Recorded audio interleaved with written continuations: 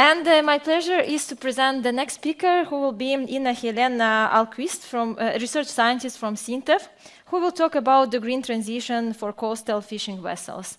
So, Helene, the floor is yours. Thank you. So, hello everyone and welcome, and thank you to Nordfishing for allowing me to come here and speak today. My talk will be on the green transition for coastal fishing vessels. And more specifically, I want to go into the institutional implications of green technology implementation on board Norwegian coastal fishing vessels. So the work behind this presentation is a part of the Sintef project. There, senior research scientist Dag Standal and I have worked a lot as part of Work Package 5 on the implementation and scalability of a zero-emission coastline. So, as an individual from Northern Norway, I feel the need to emphasize the importance of coastal fisheries for the region. It's important for employment systems and for local value chains, and it serves as an important recruitment arena for young fishers. And it comprises more than 4,000 vessels. That's a large number. And it's allocated more than 60% of the total allowable catch for Northeast Arctic cod. That is our commercially most important species. And if we look at a traditional sustainability perspective, we see that the coastal fisheries have been perceived as the most sustainable compared to that of the deep sea fleet.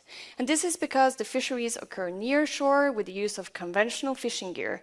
That means lower operating costs and also a relatively low fuel consumption. But still, the coastal fishing fleet in Norway consists of 20% of the total fuel consumption of the Norwegian fishing fleet. So when we are talking about the green transition, we also must include the coastal fishing vessels. But what is actually the green transition in fisheries? Well, arguably, it involves a reduction in the carbon footprint of fisheries and related activities. And we see this reflected through Norway's commitment to several international agreements.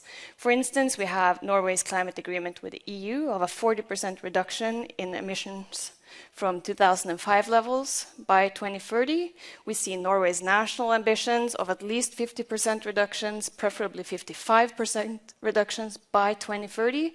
And we also have the Paris Agreement with the overall becoming climate neutral within 2050. But the clock is ticking and we are not progressing according to schedule. So we need to make some efforts, specifically also through policy innovations and through policy tools.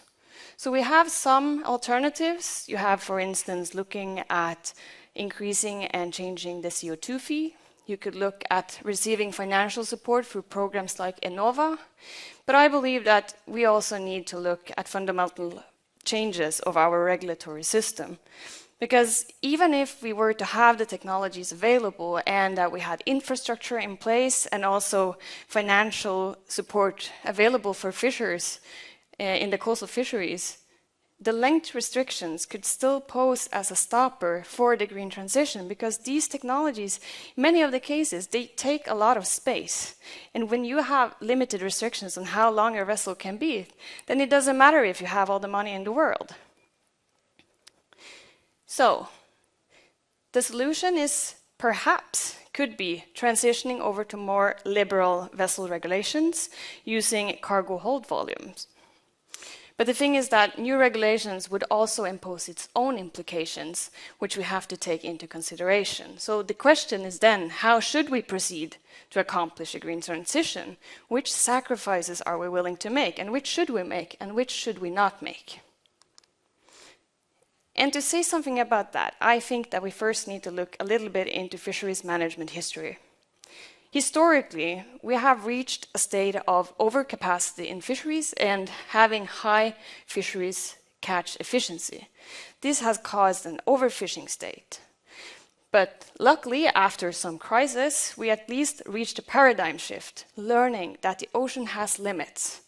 Hence, we got a new management regime for sustainable fisheries with annual scientifically sanctioned total allowable catches. And this was to ensure the biological long-term sustainability.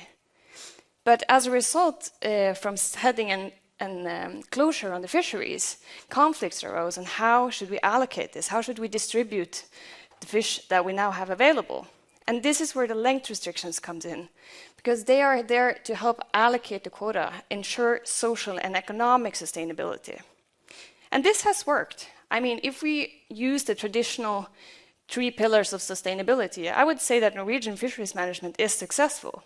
We have secured the resource base with some up for discussion, and we've also kept lights in many of the houses along the coast all year around, hence this Christmassy picture. But the thing is that as time has passed, new sustainability attributes have emerged, and this now challenges the sustainability profile of the Norwegian fisheries. And one of these cases concerned the transition from biological sustainability over towards environmental sustainability. So in the starting point, we had that, yes, we still have to secure the resource base, but we also have to account for climate change and greenhouse gas emissions, to mention some.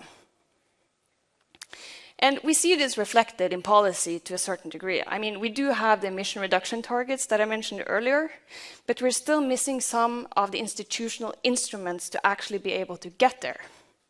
And this is where I believe that our institutions may need to change. But this is difficult because then we're started talking about, okay, how should we change our institutions? They're not static units, but they're slow changers. So they need input from industry, from science, in order to know which directions to move. But the problem arises when our objectives are conflictive. We see that in many cases, the green technology implementation could threaten the fleet structure. That means that our environmental objectives could threaten our social objectives. So a discussion starts. But if the goal is the emission reduction target specifically, then we can't use the traditional diesel combustion engines. Then we have to switch out the systems, even though they're costly, even though they're space demanding. And because of these things exactly, we can't have the length restriction systems if the goal is to have the emission reduction targets reached within time. So perhaps our golden egg is to have these liberal cargo hold volume regulations, as they could still maintain the fleet structure to a certain degree by having groups of different cargo hold volume regulation limits, but this is still up for debate and it still needs a lot of discussions. But as it is now, our current regulatory system, it has produced an increase in the total fuel consumption of the fishing fleet.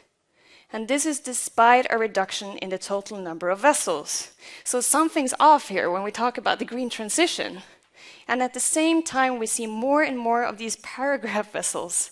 And they are very interesting in many ways. They are space maximizing, like they utilize all the space that's available. And that's super nice. It's just in line with what the law allows, hence the name paragraph vessels, but they're not hydrodynamic. So we talk about utilizing energies most efficiently.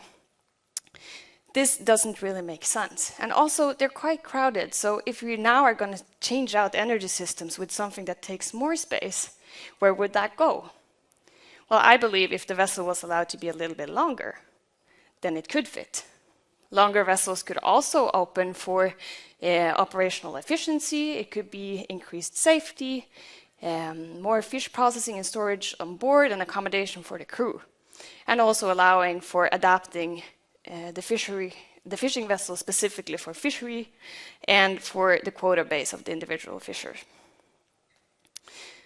But we know that the existing regulations has produced a fleet structure that's desirable. So we can go back and forth, talk about this as much as we want, but what we end up with also is that regardless of which regulations we end up promoting and deciding as a society in Norway, there's other forces at play as well. We see, for example, with the land-based processing industry, they're becoming fewer and larger. And this is something that the coastal fleet has to adapt to, regardless of which regulations. Maybe they have to only have longer vessels to go longer paths. Not sure. So my concluding remarks are then that strict length regulations for the coastal fleet, it ensures a specific fleet structure and it supports local value chains, but it is challenging in light of green technology implementation. While more liberal vessel regulations, on the other hand, could facilitate implementation of these green technologies, but at the same time it could challenge the coastal fishing vessel structures because we know that larger vessels operate differently than smaller ones. And a little bit of the point with moving towards these regulations is that we're allowed to have larger vessels. And for the largest group of the coastal fishing vessels, the ones over 21 meters, we did implement, or we, I say, but it's the state of Norway, did implement cargo hold volume regulations. And there we saw, as expected, larger vessels. And as many of the frameworks for which these vessels operate, as long as they're part of the coastal fleet, remain the same, we could expect a similar output from the coastal fishing vessels below 21 meters as well, if they got the more liberal vessel regulations. I believe that the solution forward, just as the person before me also, or a few previously said, we need to continue having cooperation between industry, between science, and between managers, because we are moving forward and we're not exactly knowing towards what.